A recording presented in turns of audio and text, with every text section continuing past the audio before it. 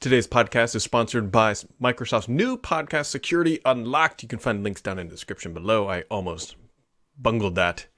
It's Ring the bell. ring the bell. It is. I hate watching YouTube videos. Yeah. Well, speaking of YouTube, you can now stream Stadia. Yeah, I can't, but apparently it's happening today. I mean, that's kind of a smart move. I guess it's good to see Google hasn't completely abandoned the platform after a year, right? I mean, that's... Hey, they kept, what's it called? Google Books has been going for 10 years now, so... I did not even know that was the thing, and I've written a book. Yeah. It's a thing. Yeah, the one thing that, and maybe it does exist, but I don't know if it does, but one of the things they promised with Stadia was that you could watch people playing games on YouTube and then just click a button, and then it would just instantly launch in your browser. And that was a big draw, and I don't know if that's live yet. I assume that might be tied to this. Mm-hmm. So, it took them a year just to deliver this, right? Yeah. I've not done it, but there's an interface in Stadia now and has been for a while, I guess, for streaming over a third-party application. Like you can link it to whatever, and so, you could stream to YouTube already if you used whatever. I don't know how this stuff works, but so yeah, that feature you're describing, you're right. That was didn't that sound kind of hokey? It kind of does, but at the end of but I still think that's a huge potential, top of sales funnel thing to get people into the product. Yeah.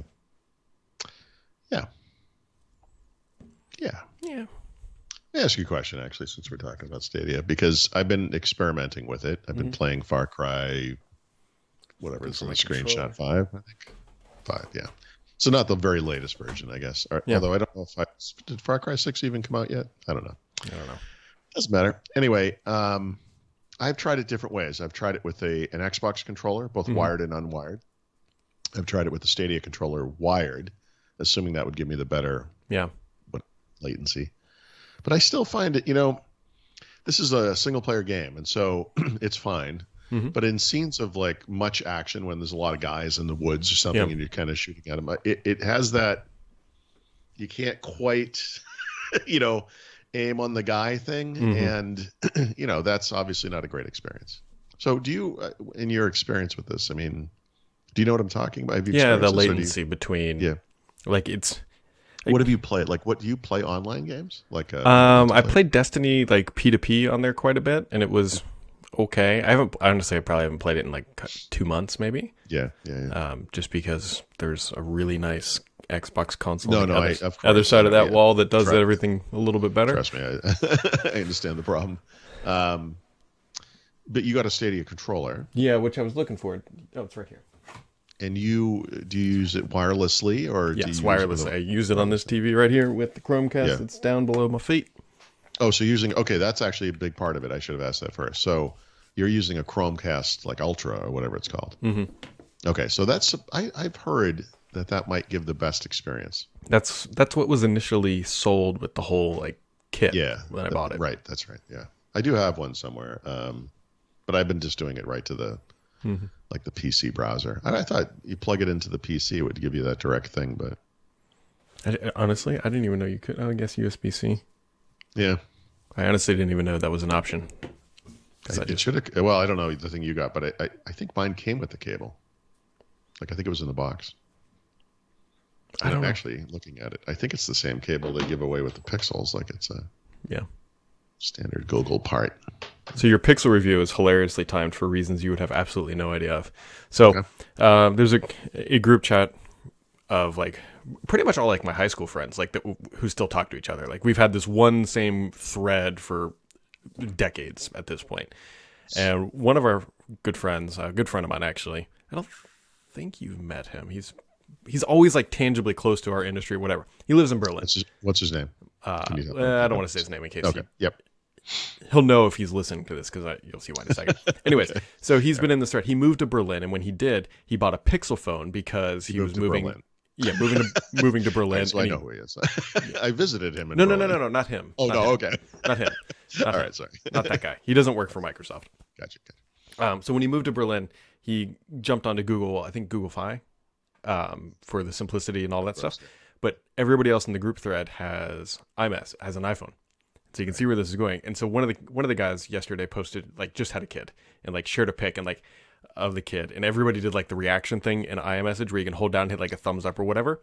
Oh, And dude, I know exactly what this is because my neighbors do this to me all the time. yep. And so he sent a screenshot this morning of just like 70 like little reaction things. He's like, I think it's time I switch back to an iPhone. Worst. So I'll describe to people what this looks like, because like someone sent out this gigantic. Actually, I'll give you one that I wrote. I wrote. Someone discovered I was listed as on the list of notable people from Lower Macungie, so now my neighbors are all like freaking out.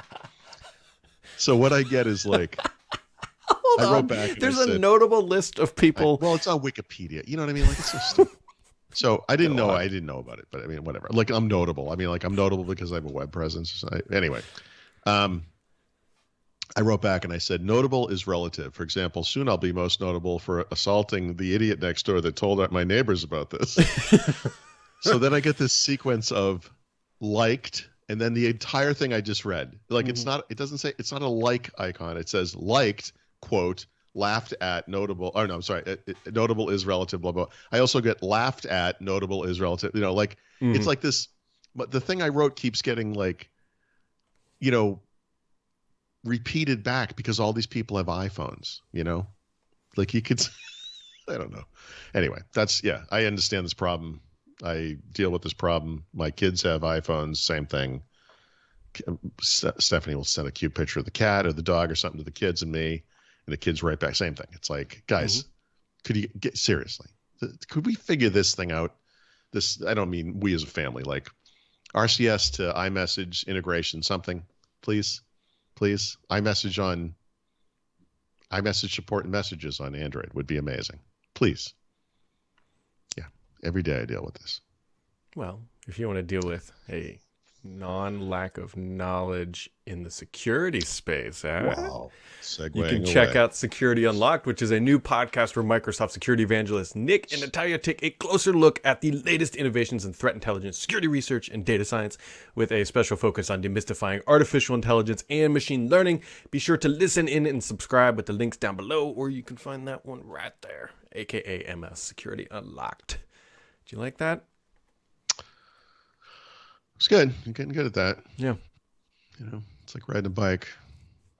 Isn't it? I don't know. Look, you've done it in the past. Yes, I have done it in the past, so there's that. Google also dropped some features for their latest, more Pixel phones, which is... Yeah, most of it, just at high level, is some of these features were Pixel 5 only, and now they've been dropped down to the Pixel 3 and newer, I guess, most. So. Did the other Pixel peasants? I guess, yes, exactly. Although, you know, honestly, I mean, I would say owning a Pixel, like, there are some benefits, right? And clean software image, you know, the photos, blah, blah, blah.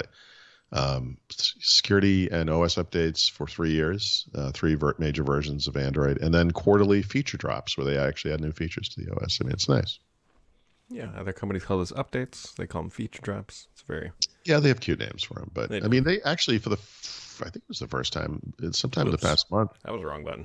It's like added a feature drop of sorts. They didn't call it that, but it was a feature drop for Android. Like if they just added new features to Android. It's kind of like the thing we're seeing with that feature experience pack thing that Microsoft is experimenting with for Windows 10. I mean, you know, these companies all want to do the same thing, update stuff, but not be completely obnoxious about it. Yeah. Yeah.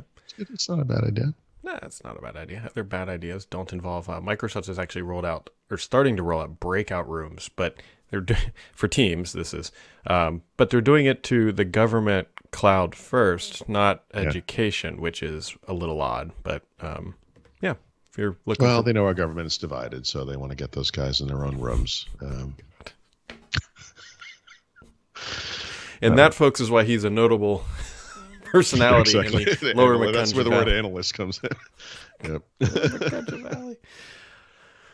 Oh, God, notable people. Anyways, folks, today's podcast is sponsored by Security Unlocked. You can learn more and subscribe at aka.ms/securityunlocked. And we'll catch all of you, I don't know, back here tomorrow, provided the comet doesn't hit.